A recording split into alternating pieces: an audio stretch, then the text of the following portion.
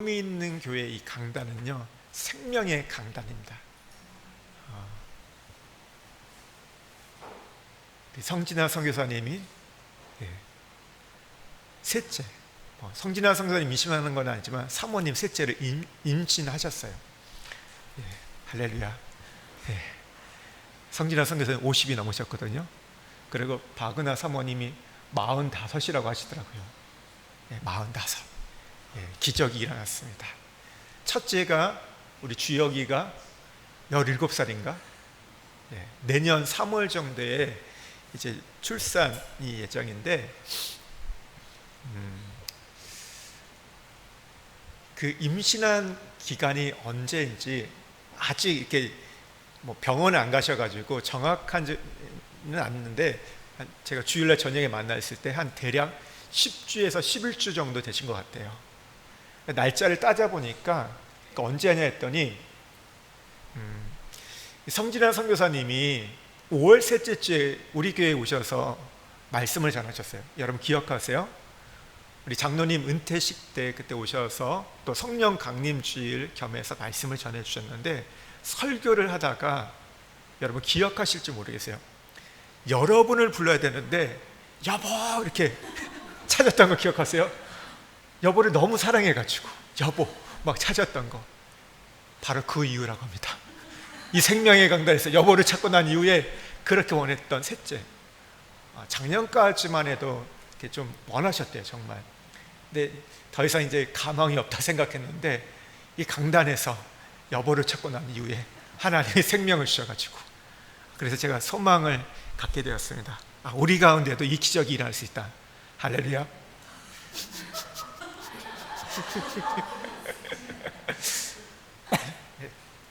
할렐루야. 기적이 일어날 겁니다. 오늘 말씀은 전도자 이 솔로몬이 특별히 전도대에서 가장 강하게 물질에 대해서 말씀을 전하는데, 저는 오늘 이 설교의 제목은 헛됨 속에 물질을 배우다, 헛됨 속에 물질을 배우다라는 제목으로 말씀을 전하는데, 이 말씀을 준비하다 보니까 2번에서 한 3번 정도 전할 것 같습니다. 2번에서 3번 정도 말씀을 전할 것 같고, 성경적인 물질관에 대해서 좀 살펴보려고 합니다.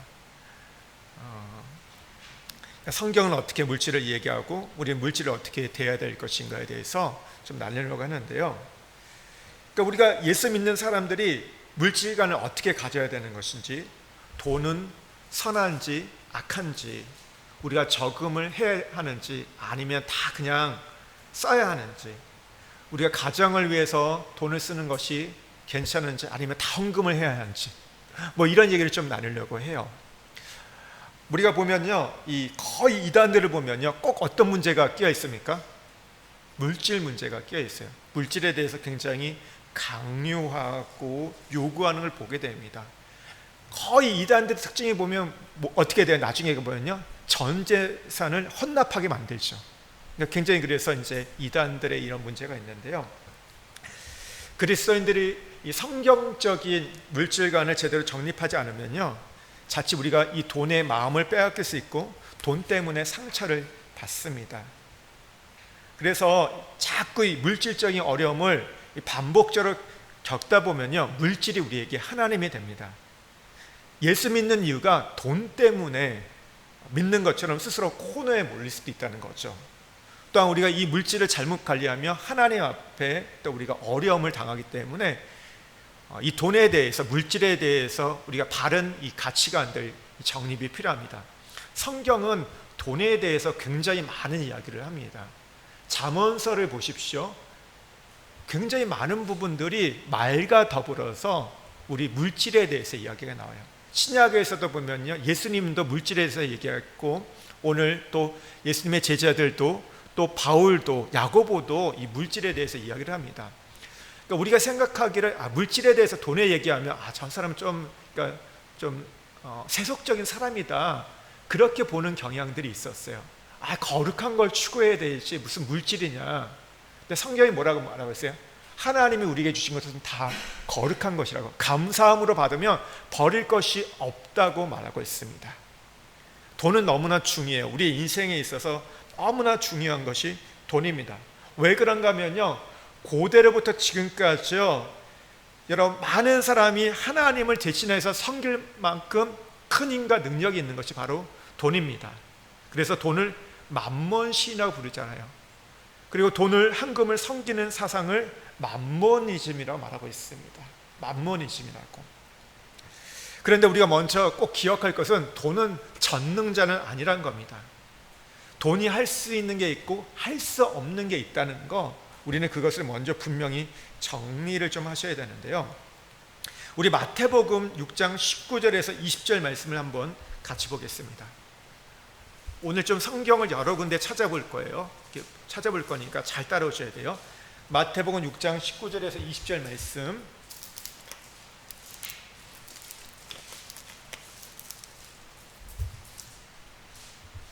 같이 읽겠습니다. 너희를 위하여 보물을 땅에 쌓아두지 말라. 거기는 종과 동록이 해하며 도둑이 구멍을 뚫고 도둑질하니라. 오직 너희를 위하여 보물을 하늘에 쌓아두라. 거기는 좀이나 동록이 해하지 못하며 도둑이 구멍을 뚫지도 못하고 도둑질도 못하느니라. 내 보물 있는 그곳에는 내 마음도 있느니라. 아멘. 산상수훈의 말씀이에요. 산상수훈의 5장, 6장, 7장이잖아요, 마태복음. 그 중에 중심에 뭐가 있어요?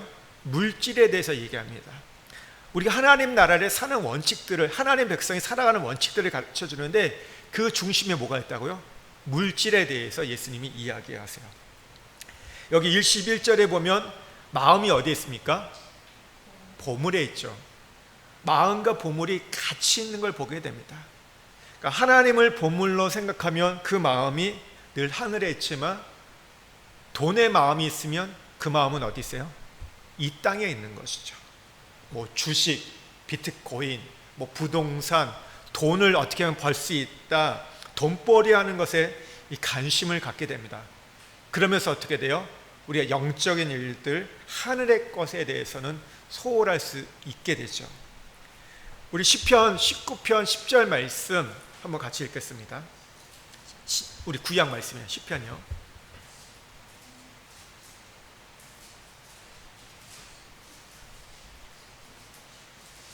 시편 19편 10절이요. 함께 읽겠습니다. 금 곧 많은 순금보다 더 사모할 것이며 꿀과 성의꿀보다 더 달도다. 다윗의 고백입니다. 나는 하나님의 말씀이 순금보다 더 소중합니다. 더 사랑합니다. 요즘이 금값이 최고라고 하죠. 예. 금 한 덩이가 1억이 넘는다고 합니다. 혹시 금덩어리 갖고 있는 분 계신가요? 예.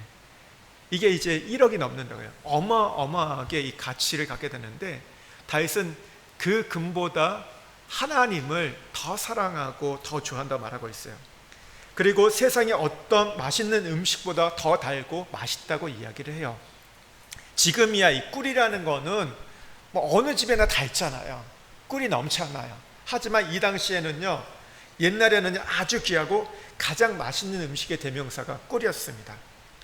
다윗은 하나님 말씀을 공부하고 묵상하고 배우는 일이 너무나 달콤하다고 지금 말하고 있습니다. 이것이 물질보다도 세상보다도 여러분 하나님을 소중하게 여기는 여러분 성도들의 어떻게 보면 마음의 태도여야 한다는 거죠. 그러니까 인간의 기본적인 욕구는요, 생존 욕구가 있잖아요. 우리가 보통 말하는 의식주에 대한 기본적인 욕구가 있습니다. 이 부분들이 우리가 좀 갖춰져야 삶을 살아갈 수 있기 때문에 의식주는 참 중요합니다. 그런데 이 기본적으로 이런 것들이 갖춰져 있어도 지나치게 이것을 더 부하려고 하거나 더 가지려면 꼭 우리가 시험에 빠지게 되죠. 물질을 우리가 너무 지나치게 사랑하게 되면 시험과 올무에 빠진다, 성경은 말합니다. 디모데후서 2장 26절 말씀 한번 보겠습니다. 디모데후서 2장 26절이요.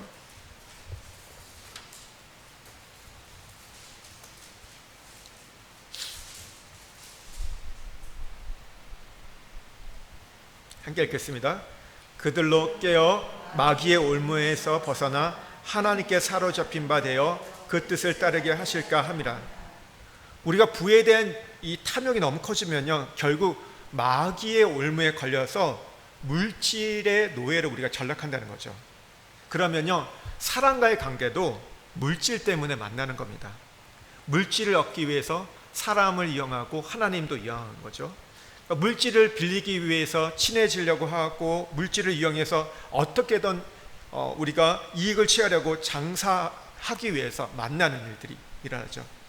심지어 우리가 이게 교회 안에서도 장사하기 위해서 교회 와서 열심히 하는 것도 다 자신의 어떤 이 탐욕을 위해서 하는 분들이 여러분 간혹 있습니다. 그러다 보니까 늘 그런 것은 아니지만 이 가끔 종종 이런 일 때문에 선의의 피해자가 우리 가운데 나오는 것들을 보게 되죠. 교회에서 그래서 다단계 판매하는 분들 있잖아요.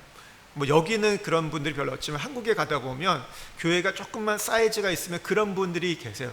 왜냐하면 그런 다단계 하는 게요, 그 기업들이 대부분 크리스찬 기업들이 많습니다. 그래가지고요, 가보면요, 거기에 그냥 무슨 종교 같아요. 종교 같고 신앙 가운데 하는데, 근데 그분들을 만나면 참 좋은 분들 많으세요. 그러니까 어떻게 보면 개인 사업이잖아요. 하는데 열심히 일하시는데 그러니까 이분들이 참 이렇게 잘 훈련되면요, 만날 때마다 이야기하는 게요, 삶의 그 나눔이 다 자기가 파는 것들이에요. 왜 그런가 하면 그게 삶이거든요. 그분들이 삶이거든요. 그냥 이거를 내가 뭔가 나눔을 하자고 하잖아요. 그러면요, 그 나눔을 자기가 하는 일을 얘기해요.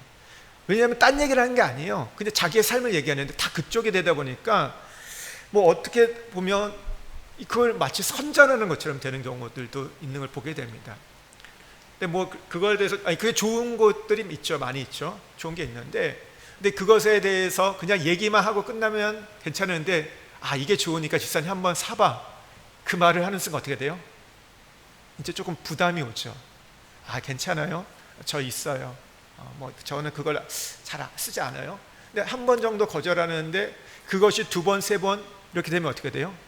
나중에 되면 그분을 만나는 게 참 불편해지게 돼요. 그리고 어떤 분들은 그것을 샀다가 그러잖아요. 물건을 샀는데, 그러니까 내가 산다고 사서 그러면 그냥 좋게 그냥 끝나면 되는데, 물건이라는 게 꼭 나한테 맞습니까? 안 맞습니까? 좋을 때도 있지만 그렇지 않을 때도 있어요. 그러면 뒷말이 나와요. 그러다 보면 더 이제 문제들이 커지는 것들을 보게 됩니다. 그래서 교회 안에서는 어떤 이렇게 장사하거나 다단계의 판매를 좀 금지해요. 어떤 교회에서는 그런 교회들이 있어요. 우리 성도들 가운데에서의 그 어떤 가게를, 그 상호명을 일부러 알려주는 것도 있어요. 기한 가는 김에는 가서 우리 같이 믿음의 식구니까 팔아주라, 이렇게 하는 것도 있습니다. 저는 그것도 괜찮다고 생각이 들어요. 우리 함께 하는 것들. 근데 중요한 건 그거죠. 그렇게 해서 같이 알려주고 하면 좋은데, 그거에 대해서 강요한다고 할 때, 이거에 대해서 막 요구할 때는 이제 문제가 되는 거죠. 문제가 되는 거.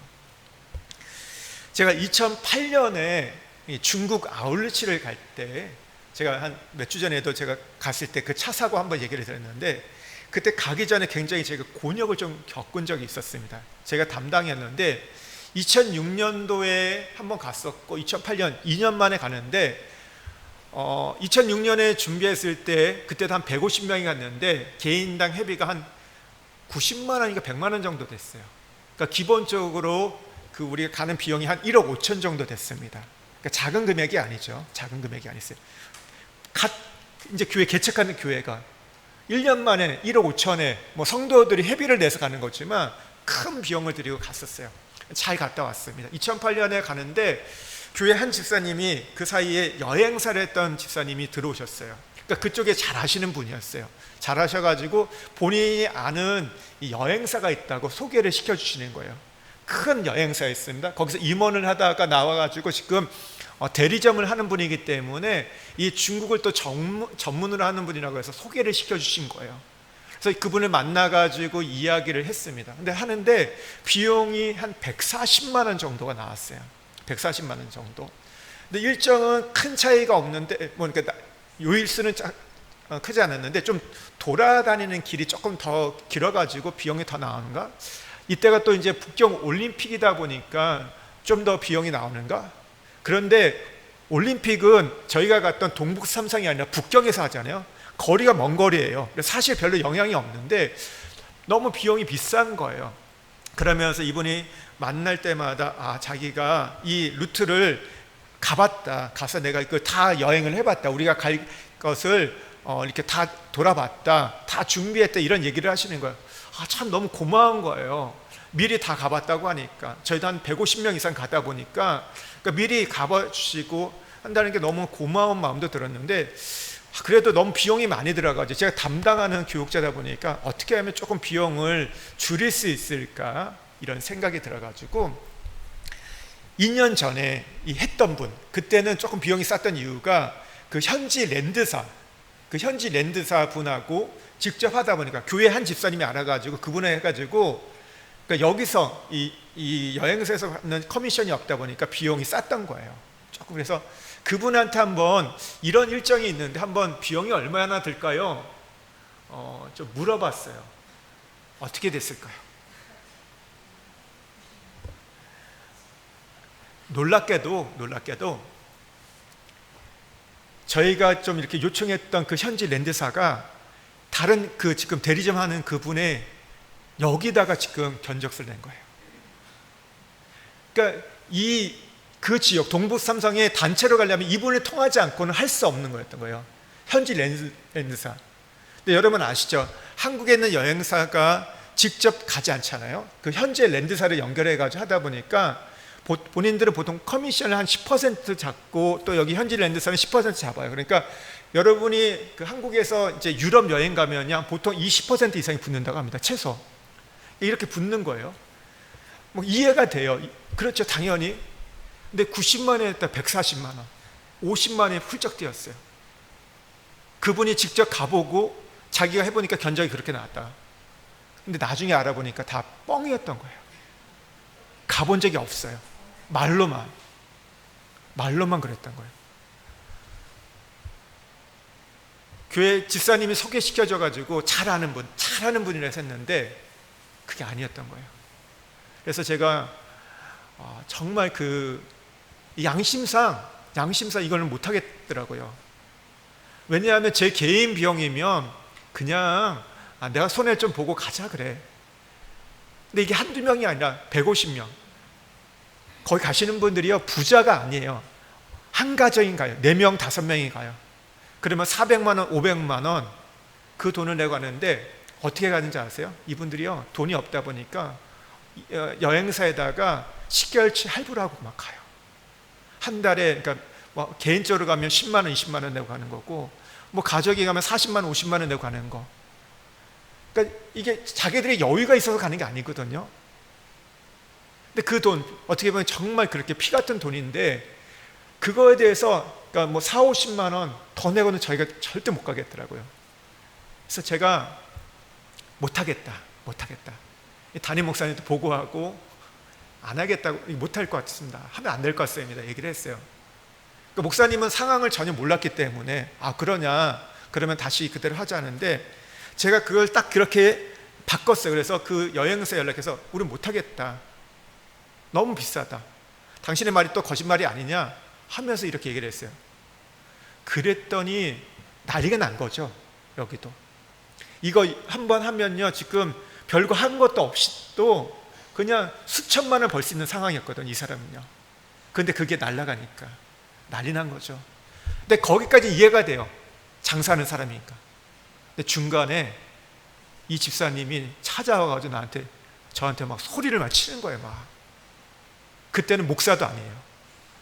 막 저의 뭐 이름을 부르면서 하는데 진짜 돌겠더라고요. 왜냐하면 이 여행사에서 그랬다면 그럴 수도 있죠. 이 사람들은 장사하는 건데. 근데 이 소개해줬던 집사님이 저한테 와서 막 소리를 치고 화를 내고 하는 거에 대해서 왜 자기한테 먼저 얘기하지 않냐면서 하는데 당신이 속였는데 같은 편인데 제가 그걸 하고 나서 진짜 너무 힘이 들었어요.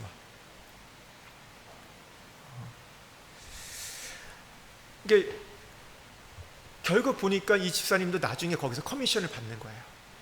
커미션을 받는 거. 교회를 놓고 장사를 하는 거. 뻔히 알거든요. 성도들이 그 돈이 어떤 돈인지 아는데도 불구하고. 그러니까 교회 안에서는요, 그래서 목회자들이요, 이 돈에 대해서 좀 이제 민감함이 좀 있습니다. 그러니까 민감하다는 게 뭐냐면, 돈이라는 게 참 쉬운 부분이 아닌 것 같아요. 그게 금액이 커지다 보면요, 어려움을 주는 거. 그리고 그래서 이 장사하는 거나 어떤 판매하는 것에 대해서 굉장히 조심스럽게 하는 경우도 있고, 무엇보다도 가장 조심스럽게 대하는 게 뭐냐면 돈을 빌려주는 거예요. 여러분, 교회에서 우리 성도들 가운데 돈을 빌려줘도 될까요? 안 될까요? 어떻게 해야 될까요?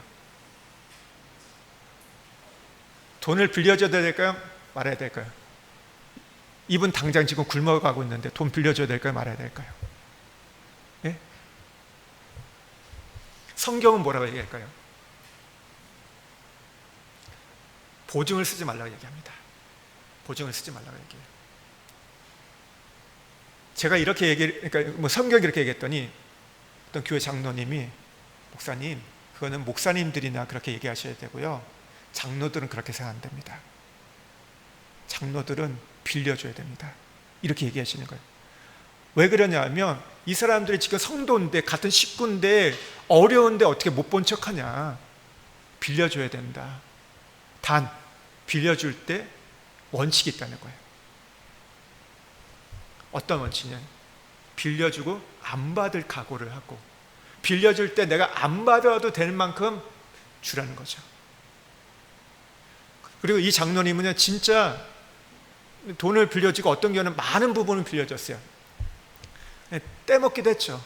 떼먹기도 했고, 어떤 분은 돈을 안 빌려주니까 이 장로님 나쁜 장로님이다, 자기 마음대로 교회를 막 좌지우지한다 하면서 별 얘기를 다 하는 거예요.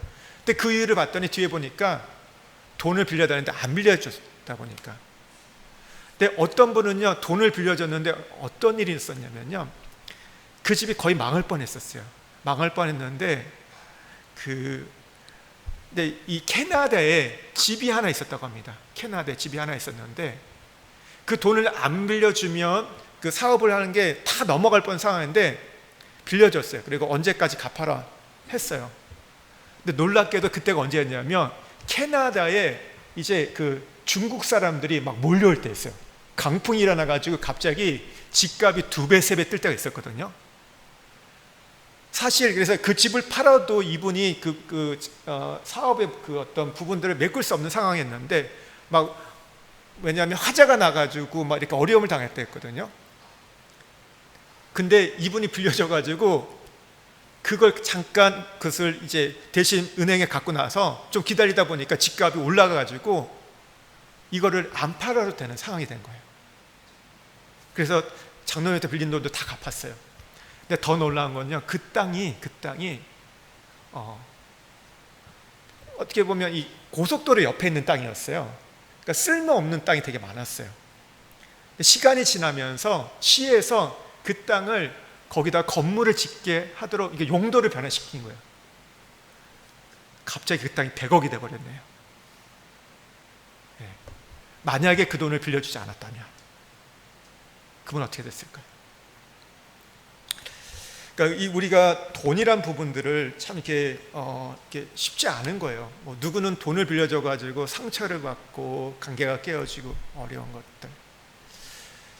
저도 근데 우리가 함께 생활하는 데 있어서 때로는 빌려줄 수밖에 없는 상황이 있는 것 같아요. 근데 원칙은 내가 이 빌려줘도 내가 되돌려 받지 않아도 된다는 그런 정도의 생각으로 빌려준다는 거죠. 그러니까 구약 같으면요, 내가 돈을 빌렸어요. 돈을 못 갚으면 어떻게 했을까요? 그 집의 종이 되었습니다. 그 집에 들어가서 이제 돈을 못 갚으니까 몸으로 이렇게 떼었던 거예요. 그래서 구약에서는요, 경제적으로 어려워지고 돈을 못 갚으면요, 그 집에 종을 살다가 안식년이 되면 이제 종에서 해방되는 부분이 있어요. 그런데 우리는 뭐 이게 구약이 아니다 보니까 그럴 수는 없는데, 어쨌든 우리가 물질 때문에 시험에 드는 경우는 참 많습니다. 그러니까 물질에 욕심을 내면요, 우리가 해로운 정욕에 사로잡히고, 그러니까 아까 말씀드린 물질을 너무 우리가 많이 갖게 되면요, 반드시 시험이 온다는 거죠. 우리 야고보서 말씀 한번 좀 보겠습니다. 야고보서 5장 1절에서 6절 말씀을 한번 보겠습니다.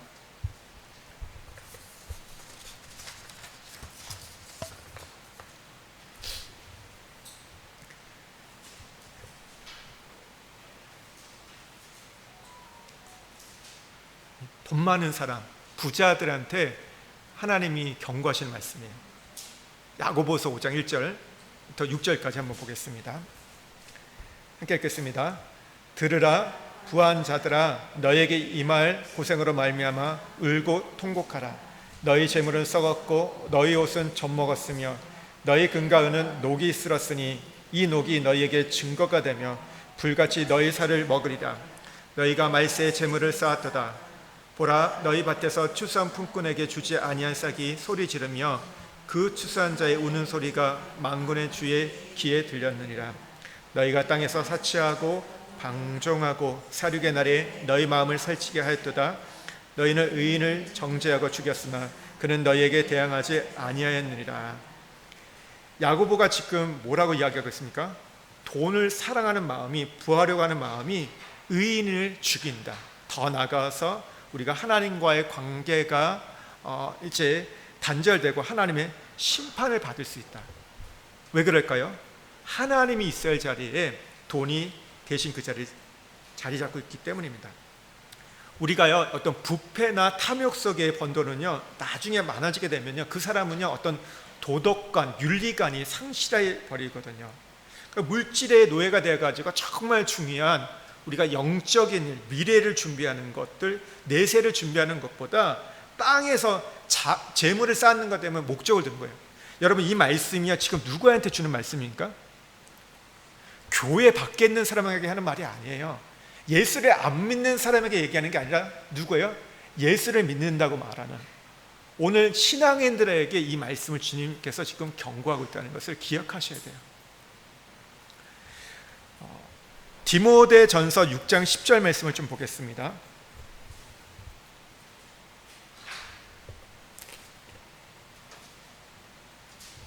디모데전서 6장 10절 함께 읽겠습니다.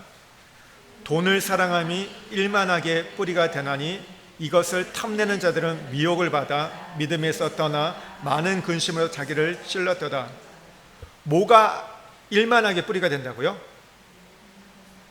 돈을 가짐이, 돈을 버는 것이 아니죠. 돈을 사랑함이 일만하게 뿌리가 된다는 거예요. 돈을 사랑해서 미혹에 빠지고 돈 때문에 수많은 제약을 저지르게 된다는 겁니다. 오늘날 우리는요, 너무 돈을 사랑합니다. 돈에 심취되어 있고 돈에 사로잡혀 있는데요, 얼마 전에 어떤 조사에서요, 이런 얘기가 나왔어요. 그러니까 10억을 줄 테니 감옥에 갈 수 있냐? 이거에 대해서 세대별로 조사를 했습니다. 결과가 어떻게 나왔을까요? 10대나 20대는 갈 수 없다. 난 감옥에 가지 않을 거다. 10억을 줘도 나는 감옥에 가지 않을 거라고 이야기를 했습니다. 그런데 30대가 넘어서부터는요, 그 퍼센트가 50%가 넘었어요. 10억을 준다면 난 감옥에 갈 수 있다. 30대, 40대, 50대, 60대 나이가 많으면 많을수록 더 많은 더 갈 수 있다고 이렇게 얘기를 했어요. 세상을 살아보니까, 세상 물정을 알다 보니까 돈이 없이는 안 된다는 거죠. 그래서 10억을 준다면 난 감옥에 갈 수 있다고 이렇게 얘기했다는 거죠. 이것이 오늘날 어쩌면 돈에 대한 우리의 태도가 아닌가 생각이 듭니다.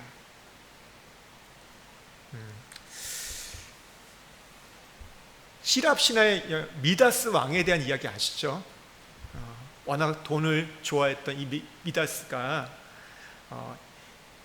이걸 보고 이제 너무 욕심이 많다 보니까 이 디오니시스 신이 이 미다스를 좀 혼내겠다, 혼쭐을 좀 내줘야겠다 생각을 하게 되었죠. 어느 날 이제 미다스 왕이 와가지고 디오니시스 신에게 요청합니다. 그러니까 너 뭘 원하냐 물어봤을 때, 저는 황금을 원합니다. 그럼 어떻게 해주면 좋겠냐? 제가 만지는 것은 다 황금이 되었으면 좋겠습니다. 그 이야기를 이 신이 들어주죠. 그래서 만지는 것마다 다 신이 됩니다. 책상을 만져도 신이 되고 오리를 만져도 신이 되고 너무 행복한 거야. 그런데 그 옆에 딸이 있었어요. 딸을 만졌더니 어떻게 돼요? 그 딸마저도 여러분 금이 되었죠. 그리고 더 나가서 자기가 음식을 먹으려고 음식을 만졌더니 어떻게 돼요? 그것마저도 음식이 금이 돼가지고 굶어 죽었다는 여러분 신화의 이야기를 아실 겁니다. 그러니까 황금 덩어리 속에 갇혀 있는 굶어져가는 이 비극적인 신화가 오늘 현대인 우리들 돈 하다가 이 돈 때문에 우리가 아름다운 명예들 잃고 가족들 잃고 건강도 잃고 친구들 잃고 단절이 되는 것들, 우리의 어떤 이런 비극적인 이 상황들을 우리에게 대변해 주는 얘기인데요. 사실 여러분 사람이 돈을 이용해야 되는데 어느 순간 보면요 오히려 돈이 사람을 이용하는 것들을 보게 됩니다. 그러니까 돈이 사람을 노예로 끌고 가는 거죠. 이런 풍토가 오늘날 우리의 어떤 가치관이 되는데, 그렇다면 우리가 어떻게 이 물질에 대해서 우리는 어떤 자세를 가져야 되는가에 대해서 좀 살펴보려고 합니다. 누가복음 12장 42절에서 44절 말씀 보겠습니다.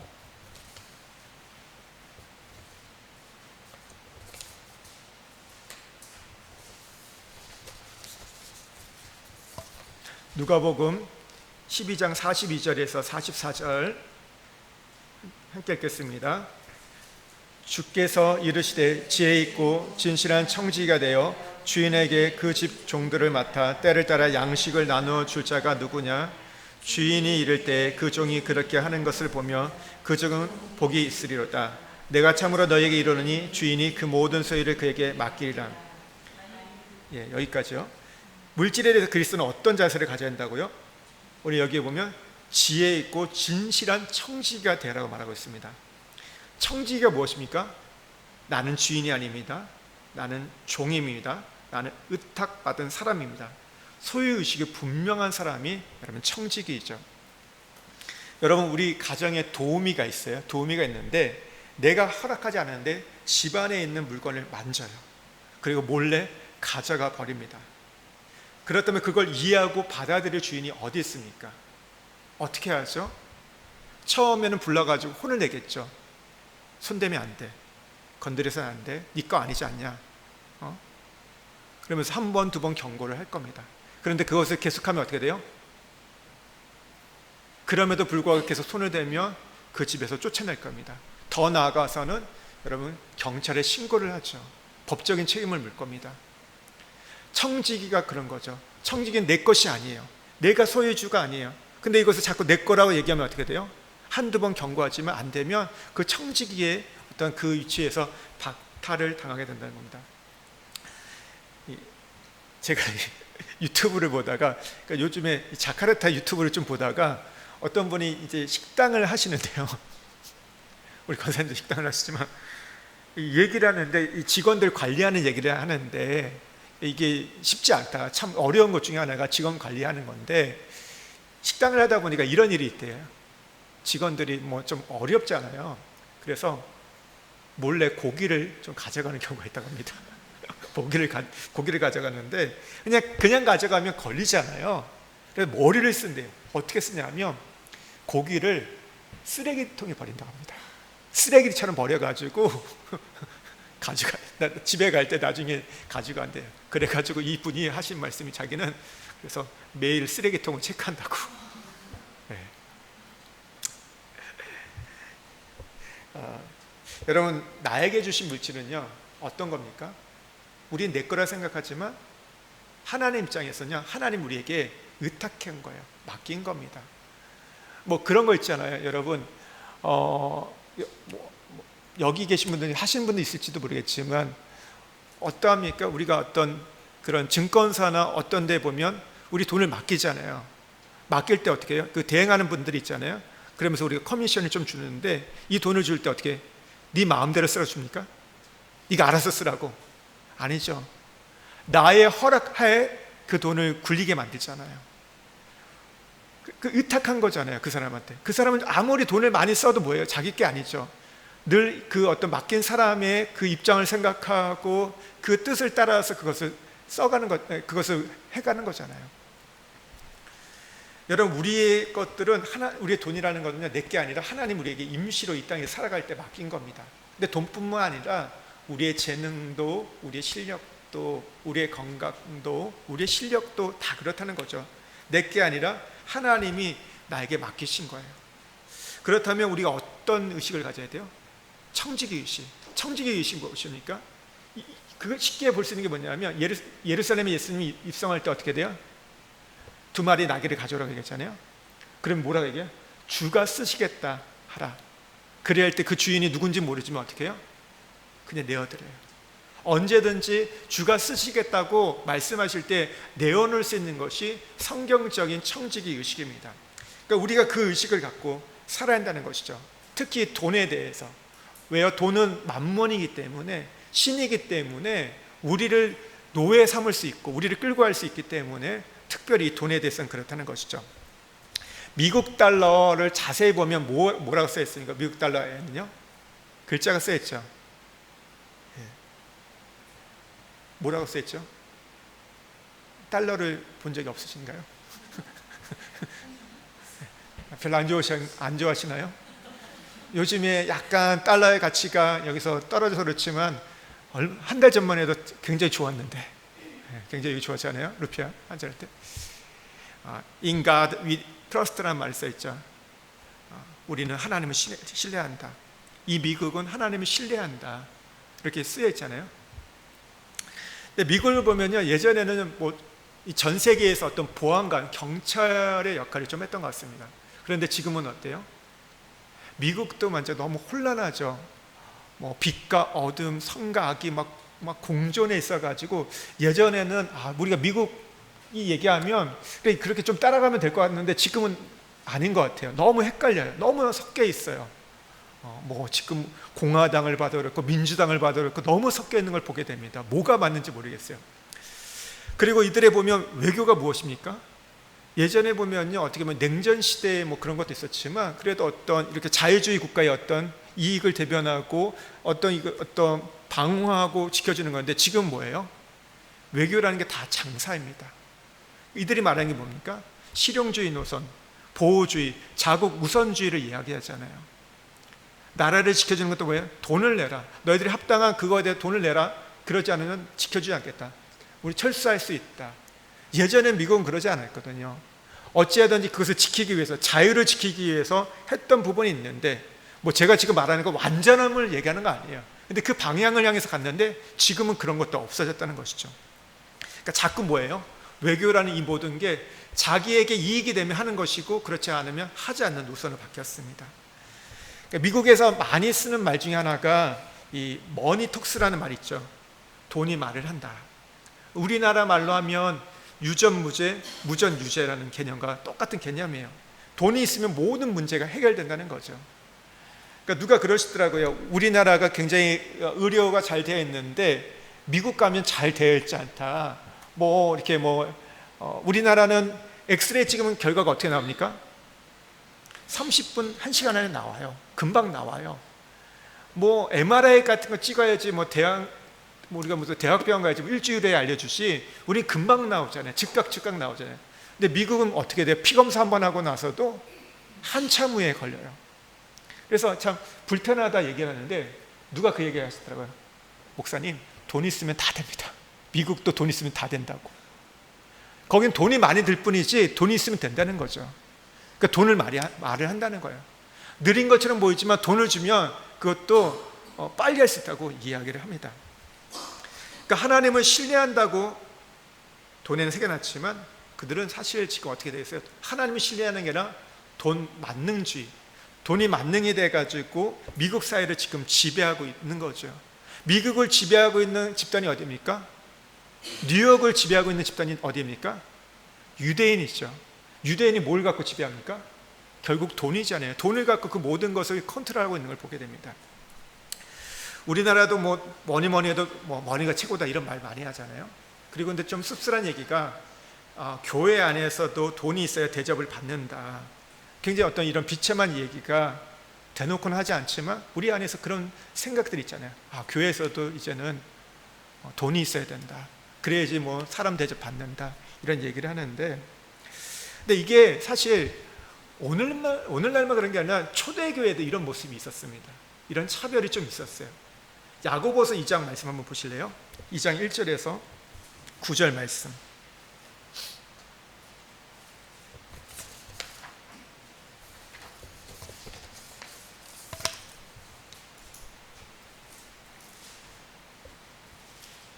좀 긴 말씀이지만 한번 같이 읽겠습니다. 야고보서 2장 1절에서 9절 함께 읽겠습니다. 내 형제들아, 영광의 주 곧 우리 주 예수 그리스도에 대한 믿음을 너희가 가졌으니 사람을 차별하여 대하지 말라. 만일 너희 회당에 금 가락지를 끼고 아름다운 옷을 입은 사람이 들어오고 또 남루한 옷을 입은 가난한 사람이 들어올 때 너희가 아름다운 옷을 입은 자를 눈여겨보고 말하되 여기 좋은 자리에 앉으소서 하고 또 가난한 자에게 말하되 너는 거기서 발등상하리라 하면 너희끼리 서로 차별하여 악한 생각으로 판단하는 자가 되는 것이 아니냐. 내 사랑하는 형제들아, 들을지어다. 하나님이 세상에서 가난한 자를 택하사 믿음에 분하게 하시고 또 자기를 사용하는 약속하신 나라를 상속으로 받게 하지 아니하셨나. 너희는 도리어 가난한 자를 업신여겼도다. 부자는 너희를 억압하며 법정으로 끌고 가지 아니하느냐. 그들은 너희에게 대하여 일컫는 바 그 아름다운 이름을 비방하지 아니하느냐. 너희가 만일 성경에 기록한 대로 내 이웃 사랑을 내 몸같이 하라 하신 최고의 법을 지키면 잘하는 것이거니와 만일 너희가 사람을 차별하여 대하면 죄를 짓는 것이니 율법이 너희를 범법자로 정죄하니라.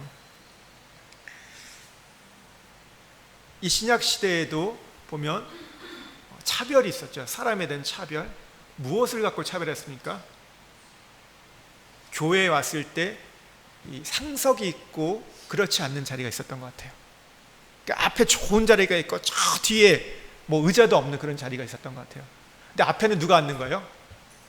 부자들, 돈 많고 명예 있고 권력 있는 그런 사람들 앞에 있고, 가난한 사람은 어떻게 돼요? 바닥에 앉혔다는 거죠. 저 뒤쪽에. 오늘 이 어떤 물질을 갖고 보이는 것을 갖고 차별을 했던 거예요.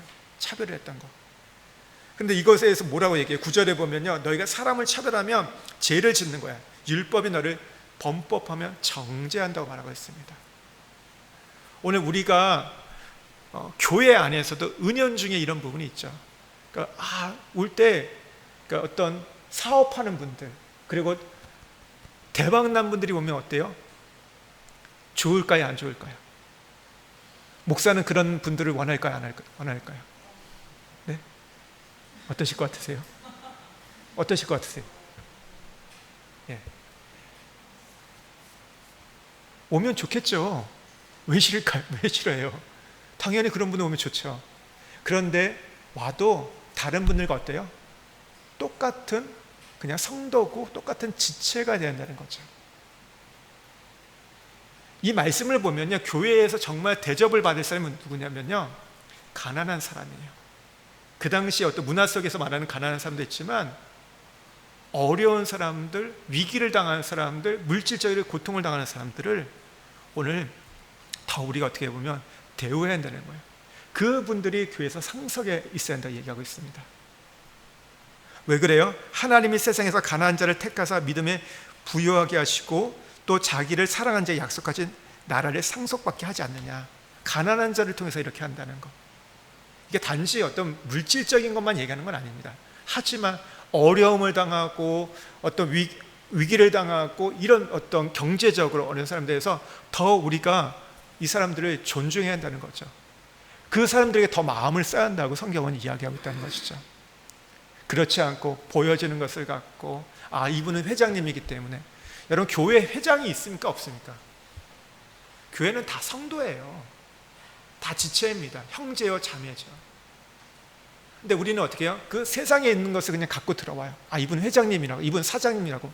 그게 뭔데요? 이분이 장관이면 뭐라고, 이분이 시장이면 뭐라고. 우리 그런 거 있잖아요. 꼭 무슨 보면 어떤 시장님이 왔다면 어떻게 해요? 인사시키거든요. 그걸 왜 해야 돼요? 그게 맞습니까?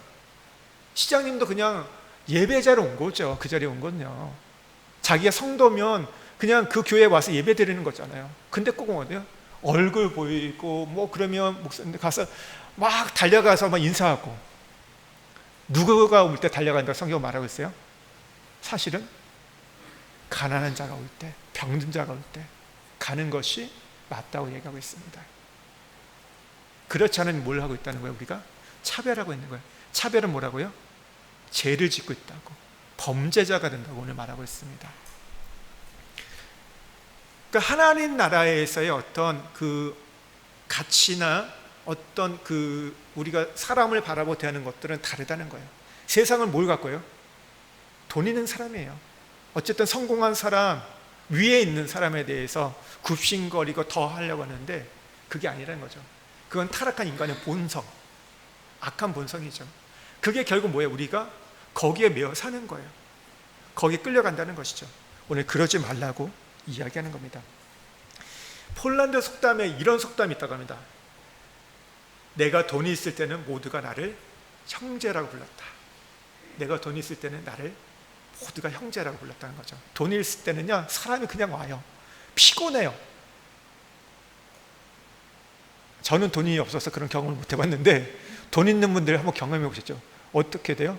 돈 있으면요, 그동안 연락 없었던 뭐 그런 얘기 많잖아요. 로또 터지면 어떻게 돼요? 사돈의 팔척까지 수십 년 동안 연락 없던 사람이 갑자기 막 연락이 온다고 하잖아요. 돈이 생기면.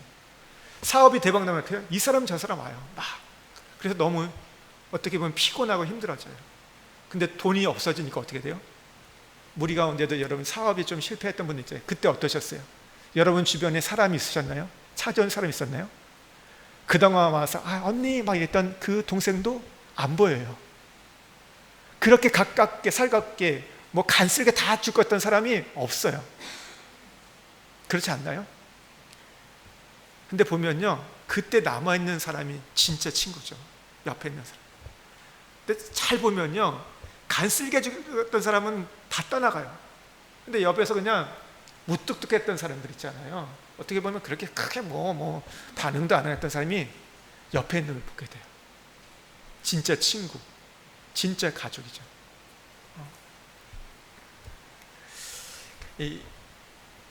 요즘 이제 부모들이요, 자녀들에게 유산을 잘 안 주려고 한답니다. 살아있을 때. 그러니까 이게 유산을 안 주려고 하는데 왜 그러냐면요, 이 끝까지 돈을 갖고 있어야지 부모 대접을 받기 때문에.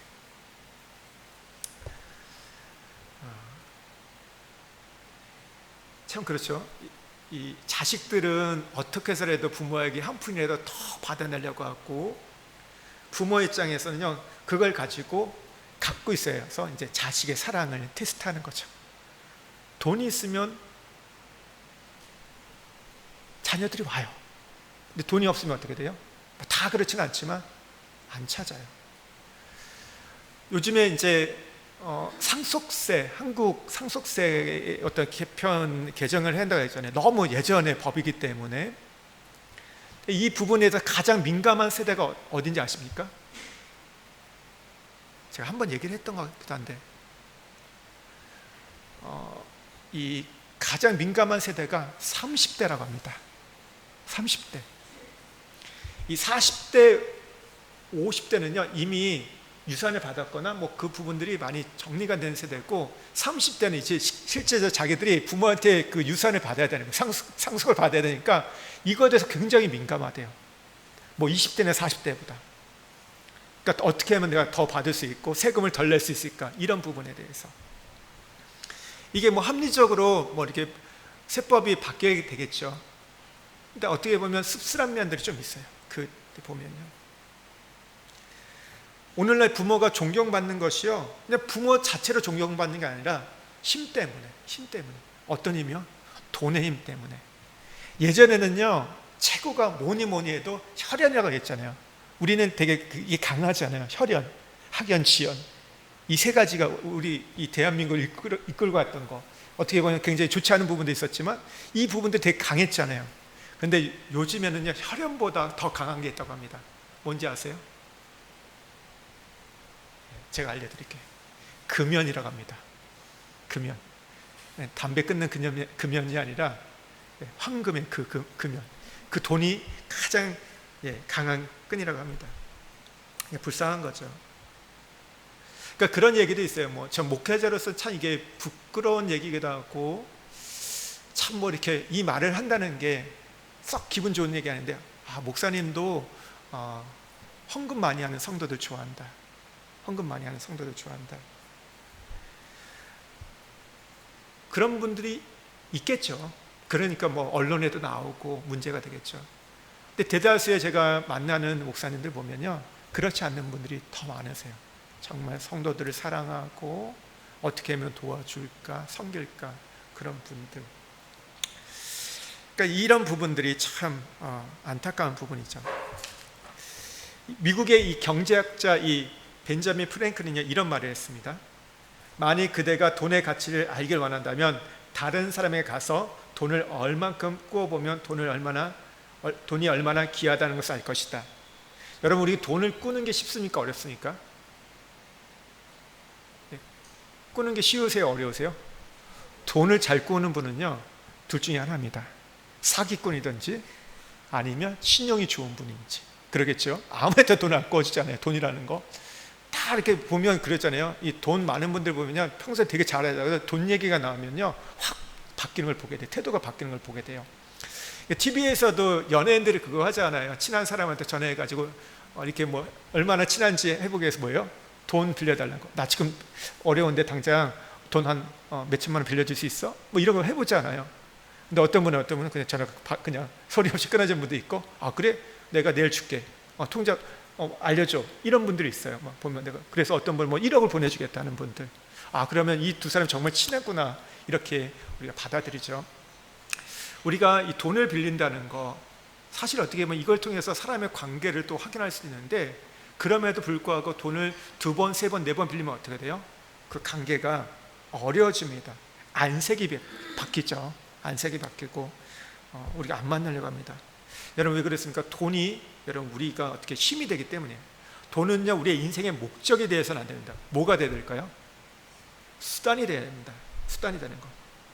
여러분, 돈이 많은 것이 얼마나 좋은지 모릅니다. 돈이 없으면 불편해요. 우리가 여기 자카르타 사는 돈 없이 살 수 있습니까? 돈 없으면 다 가셔야 돼요. 다 뿔나가셔야 되지. 여기 남아있는 분들 없잖아요. 있을 수가 없어요. 돈 없이는요. 돈이 필요합니다. 돈이 있으면요, 하고 싶은 일도 많고요, 정말 좋은 일도 많고 선한 일도 많이 할 수 있습니다. 돈은 아주 귀중합니다. 저도 돈이 좀 많았으면 좋겠어요. 근데 개인적으로 돈이 많은 것도 좋겠지만 교회가 돈이 좀 많았으면 좋겠어요. 왜냐하면 선교사님들 만나면 돕고 싶을 때가 너무 많은 거예요.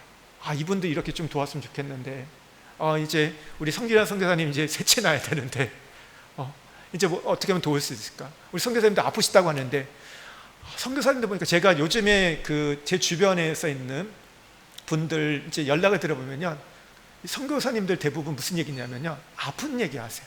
다 질병, 암에 걸렸다, 이런 얘기들이 너무 많아요. 한 10년 이상 나온 분들 중에서 질병이 없는 분이 없는 거예요. 다 풍토병이 있던지 암에 걸렸던지 큰 병에 걸려가지고 다 고생을 하는 거예요. 그러면 한국에 가서 제대로 머물 데도 없고, 그러니까 마음이 내가 있으면 좀 뭐라도 돕고 싶은데 이런 마음이 많은 거예요. 여러분, 도울 때 어떻게 마음으로만 도와요? 그건 순진한 생각이죠. 마음으로만 돕는다고 말씀하시면 안 돼요. 기도로만 돕는다고요? 당연히 해야죠. 근데 뭐예요? 그 물질적인 걸 도와야 되잖아요. 어떤 도움에. 그러니까 돈이 필요해요. 돈이 없어도 된다? 그건 가짜입니다. 가짜예요. 저도 그렇게 생각했는데 그게 아니더라고요. 돈이 필요합니다. 근데 돈만 있으면 된다? 그건 아니죠. 돈만 있으면요, 결국 어떻게 하는지 아세요? 그 돈을 갖고 또 근데 사람을 막 움직여요.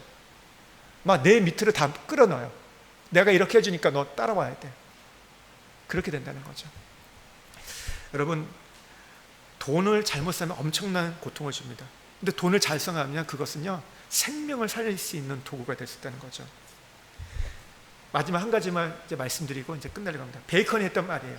이런 말을 했습니다. 돈은 좋은 심부름꾼은 있지만 아주 질 나쁜 주인이다.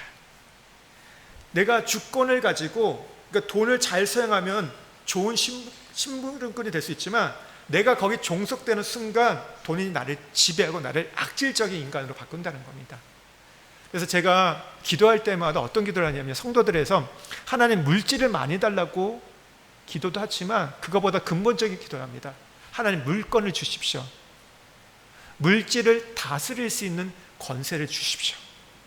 저는 우리 성도들이 물건을 받기를 주의를 축복드립니다. 그러니까 물질이 있을 때 거기에 흔들리지 않는 그런 권세, 그 능력, 통치권이 있기를. 그래서 그 물질을 선한 도구로 사용할 수 있는 성도들이 되길 원해요.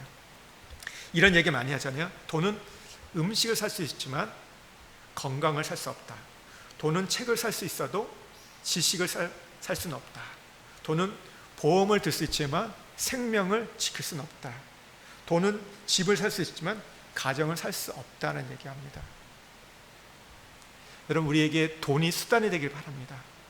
돈 때문에 우리 목숨 걸고 여러분 뭐 관계도 다 상관없이 돈이면 된다 이렇게 가지 않길 바라요. 정말 그 물질을 다스릴 수 있는 선한 청지기로 하나님 앞에 의탁받아 가지고 사용할 수 있는. 여러분, 우리가 달란트 비유도 알잖아요. 하나님이 그것을 잘 사용하면 어떻게 돼요? 더 많은 걸 주시는 거예요. 더 맡기는 거죠. 그렇지 않습니까, 여러분? 우리가 펀드 매니저한테 누구한테 맡겨요? 그 돈을 잘 굴리는 사람한테 맡기잖아요. 잘 활용하는 사람한테 맡기죠. 할 때마다 폭삭 망하고 딴짓하고 하면 다 뺏어 오잖아요. 오늘 이 말씀 결론은 그거예요. 우리가 물질 앞에 선한 청지기가 될 수 있도록, 그리고 하나님 앞에 물건을 받아 사용할 수 있는 우리가 되기를, 물질로 사람을 가르지 않고 차별하지 않는 우리가 되기를 여러분 주의 이름 축복드립니다. 이후의 말씀은 다음에 또 나누겠습니다. 우리 같이 기도하겠습니다.